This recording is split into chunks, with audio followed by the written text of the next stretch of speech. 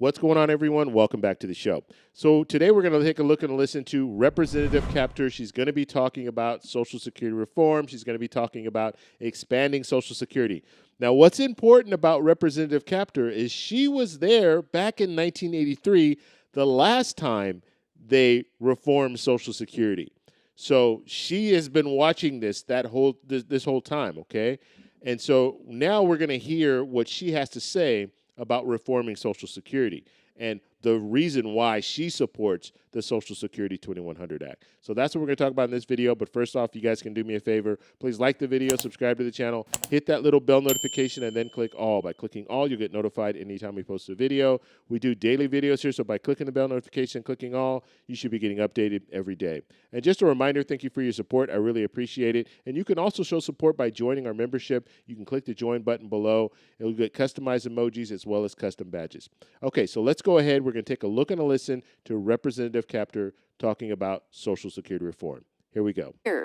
But we're here tonight because without action by this House leading, that promise is at risk. Like my colleagues, I represent probably over 150,000 retirees, a majority women, in Northwest Ohio, who want to see responsible solutions to protect Social Security going forward. And for Ohio, that includes eliminating the windfall penalty. I agree with Congressman Larson. The billionaire class must join the vast majority of Americans in paying their fair share into this critical system. Yes, it's a retirement system, but it's also an insurance system. It's a disability system, and it's a survivorship system for children. By making this happen, the Social Security 2100 Act, championed by Congressman Larson, will increase benefits for current and new beneficiaries. It will protect retirees against inflation and repeal the windfall elimination provision once and for all. The Social Security 2100 Act is one of the most important bills before this Congress, and we must push the leadership for a vote on this House floor as soon as possible. It impacts 68 million beneficiaries.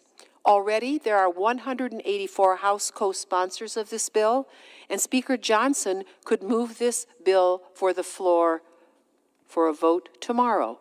Additionally, the Social Security Fairness Act has 319 bipartisan co-sponsors, more than 2/3 of the chamber, and they can't get a vote. It's stopped up in the leadership. America made a promise to workers, and Democrats are committed to making good on that promise.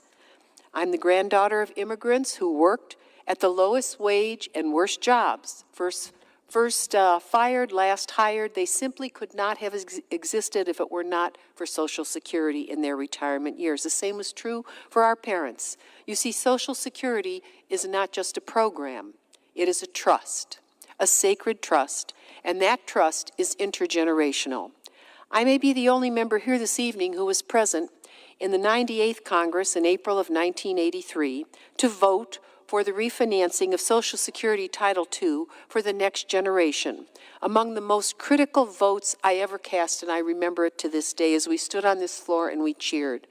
That vote was extremely important because it refinanced Social Security for the first time in a generation. It left some work undone, which we must repair, but it resulted from a brokered compromise between Republican President Ronald Reagan and House Speaker Tip O'Neill.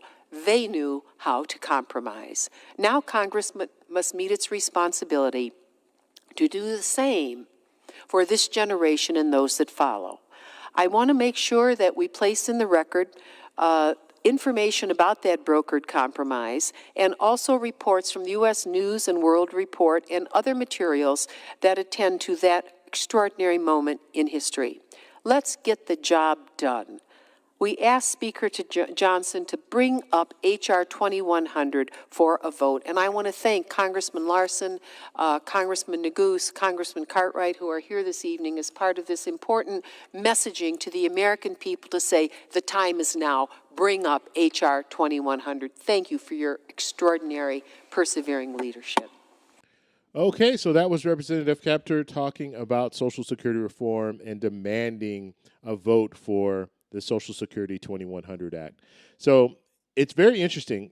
She was there back in 1983. So 1983 was the last time they made any changes to Social Security, okay? And she called it refinanced Social Security. That is also when they raised the full retirement age from 65 to 67, okay? It was gradual, but that's when they voted to do that. So this is going to be the first time that we see a reform. Hopefully we'll see it in the very near future, but the first time that we've seen a reform since 1983. And so obviously it's well overdue. They need to make these changes. And the fact that you have a good proposal that's out right now with the Social Security 2100 Act, that's great. And that's why we need to support these proposals that are out there that are looking at expanding Social Security. Because if we're not supporting that, then guess what? You're going to have these lawmakers come up with something else. And one of the things that they've already talked about is raising the full retirement age and then making some cuts to Social Security. So you have to get out in front of it and say, no, this is what I support. I support this, or I support Senator Bernie Sanders' $200 raise for Social Security. So all of this is important. So hopefully we'll see some action. She talked about the vote count. Right now there's 184 members in the House that support the Social Security 2100 Act. They need about 218. Well, they need at least 218 in order to pass it through the House. So they still have a road to climb. Now, when she talked about the Social Security Fairness Act, that eliminates weapon GPO. That has 314 supporters. It's 314 in the House. So they're well over. They could call a vote tomorrow and they can eliminate weapon GPO. So we'll have to see what they do with that. I followed that. I actually showed you guys a proposal, or I showed you the proposal a couple of weeks ago. And so you can check that video out. But when it comes down to it, things need to change when it comes to Social Security. They need to make some reforms, and so hopefully we'll see some movement in the very near future. What's going on, everyone? Thank you for taking the time to look at this petition. I'm going to tell you 3 major points of the petition to demand an increase for Social Security benefits. So number 1, we're asking for immediate legislative action to increase Social Security benefits. Now, Social Security benefits have not been enhanced in over 50 years. Now's time to do that, so that's why we're asking for an increase across the board for people receiving Social Security benefits. And so that would include people receiving Social Security benefits, SSI, and SSDI. Now, number 2, indexing future benefits to more accurately reflect cost of living increases. So every year, people receiving Social Security benefits get a cost of living adjustment. Usually that cost of living adjustment doesn't keep up with inflation, and so people receiving Social Security benefits, their purchasing power is slowly dwindling. And so we want to make sure that they're using the right metric to calculate COLA. Number 3, strengthening the Social Security Trust Fund to ensure long-term stability of the benefits. So when it comes to the trust fund, if you guys don't know what the trust fund is, right now we have about $2.7 trillion sitting in a trust fund. That money is slowly being depleted because the payroll contribution that people are paying in right now, they're paying 6.2%, their employer's matching 6.2%. So when you're working, you're contributing that. That money is going to the Social Security Administration and paying out benefits. However, there's a shortfall. There's not enough money coming in through the payroll contribution, and so they're taking from this trust fund. And so if we continue at the same pace, in about 11 years, so 2035, the trust fund will be depleted. If the trust fund's depleted, we're going to see across-the-board cut of about 23%. And so that's why they need to address this by reforming Social Security. So these are the demands that we're asking for. Please take a look at the whole petition, sign the petition, so we can move forward with an increase for Social Security benefits. Thank you.